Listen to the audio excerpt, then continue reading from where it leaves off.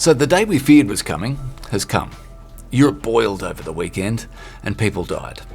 The World Health Organization estimates 1,300 have died in Europe due to heat-related illness since June 23rd. 1,300 in a week in Europe. But if the week gone was scary...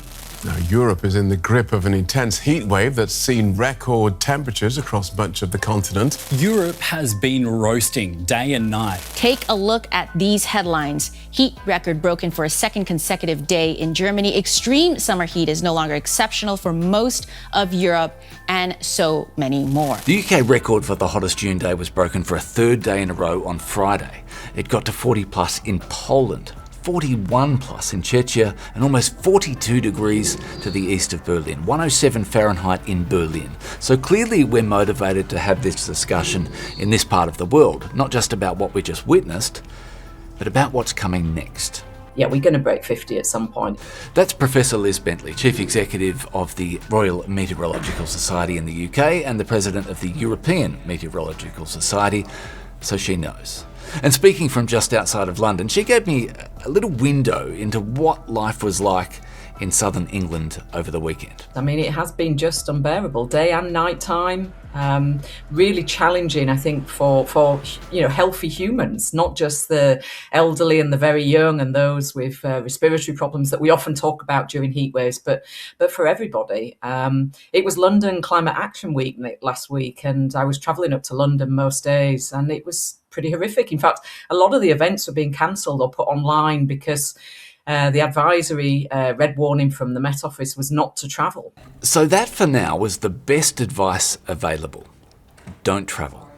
Our heat waves have hit a point that the advice as to how to deal with it, survive it, sounds the same pretty much as for a tornado or a blizzard. Shelter in place.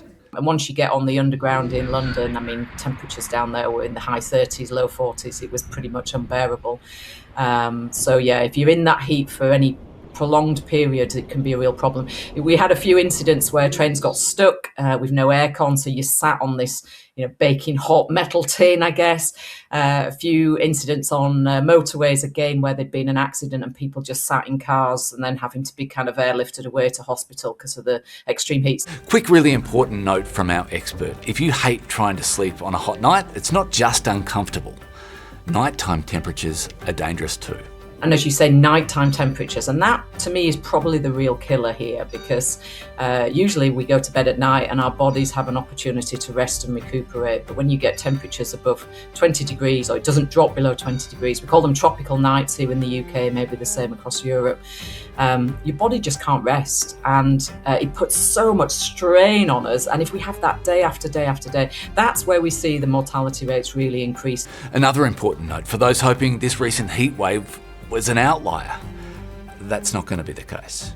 Now, we're not just seeing them as kind of, every decade or so. We're seeing them every other year, typically temperatures being broken like this. And that's going to become an annual event. And even if you go forward a few decades, we'll look back to the summer of 2026 and say, oh, that's quite a cool summer compared to what we get now. So it's not only becoming the new norm, it's actually going to continue to get more extreme beyond this unless we can stop emitting greenhouse gases. Now, while the recent heatwave experience was shocking to be part of, what has happened was exactly what we were told would happen decades ago.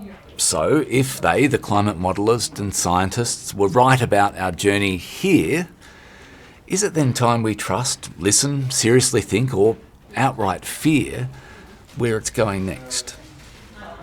So we've looked at our climate models that obviously project decades ahead, but to the end of the century. And, we can see that temperatures are going to increase. The longer we keep putting greenhouse gases in the atmosphere, those temperatures are going to keep going up. So 45 degrees is definitely on the cards in the UK. 50 degrees is on the cards across Europe.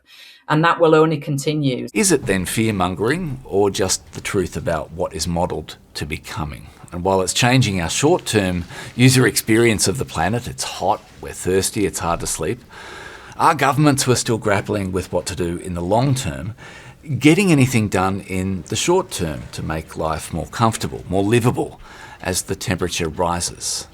do climate skeptics also need to go underground?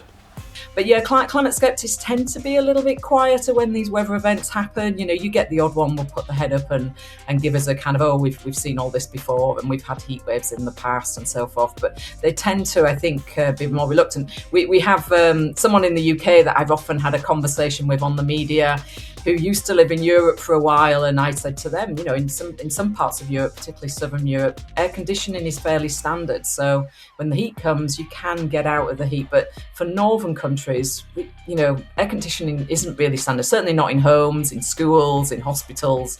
So like you say, we have to go somewhere like public spaces where there is some aircon to get out of that heat. And that's probably something that's going to happen. So where is the limit? Well, as I say, 50 degrees is going to get broken at some point.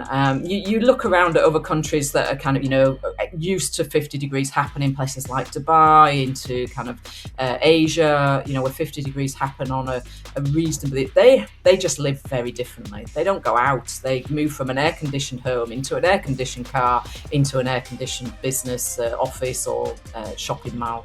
And that's probably where we'll end up having to go across Europe if we need to survive in temperatures that start readily getting into the mid to high 40s. But yeah, learning from our kind of friends in the Mediterranean who've dealt with temperatures into the 30s, maybe 40s before, and changing things. So shutting windows, blinds, doors, not letting any of that sun or heat into the house during the day, because for Northern Europe, our homes and businesses, I guess, are there to keep us warm in winter, not cool in summer. So they're pretty well insulated so we don't lose the heat. And if we invite all that heat in during the day, then it just is, you know, too hot overnight as well. So we have to change, I think, behaviours to stop that sun and heat coming into our homes. Maybe even thinking about moving to changing time. So like the siestas they have. So everything is done early in the morning and then people just disappear back to, you know, cooler spaces during the afternoon and then maybe come back out in the evening to finish off work. We might have to shift to these kind of changes as well. So clearly knowing the problem is one thing. Climate deniers are dwindling in number, but it's still hard to get anything concrete done. So we look for hope. Where and under what conditions?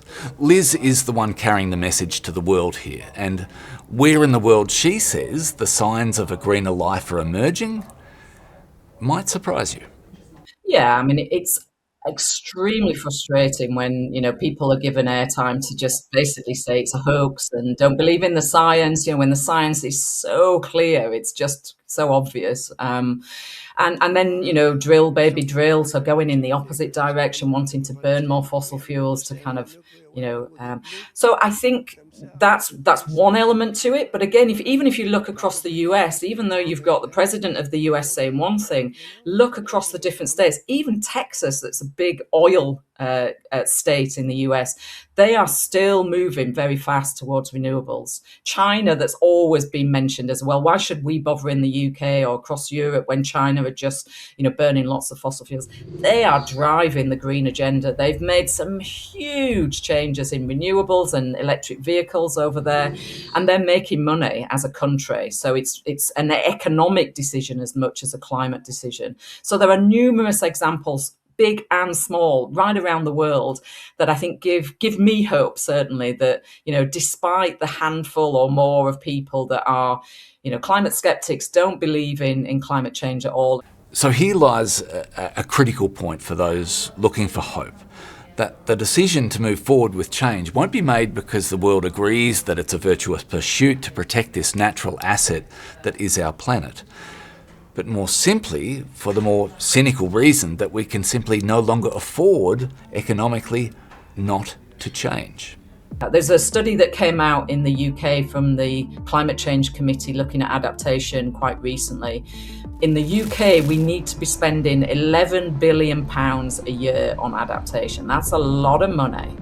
However, if we don't spend that money on adaptation, the cost of these extreme events happening in the UK are already sitting at about £60 billion a year. So we're making a massive loss year on year at the moment, and that will increase the estimate to 260 billion as we go through the next few decades.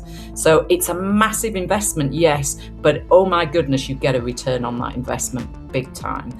So it's about having that, that will and that power, I guess, to be able to drive these things forward. Yeah, I've got to have hope. I get asked this an awful lot, and people because you're working in it and you're talking about it all the time, there's a frustration there, absolutely, but absolutely hope. I mean, as I mentioned, we know what the problem is. We're putting too many greenhouse gases into the atmosphere that's warming our temperatures around the world, making weather more extreme. So we know the problem, we know the solutions. It's really about driving action forward to make that change, and we can do it. So where are you in this debate? Has the heat made you more willing to change, more willing to accept that we need to change? Or are you watching from another warmer part of the world, wondering what all the fuss is about?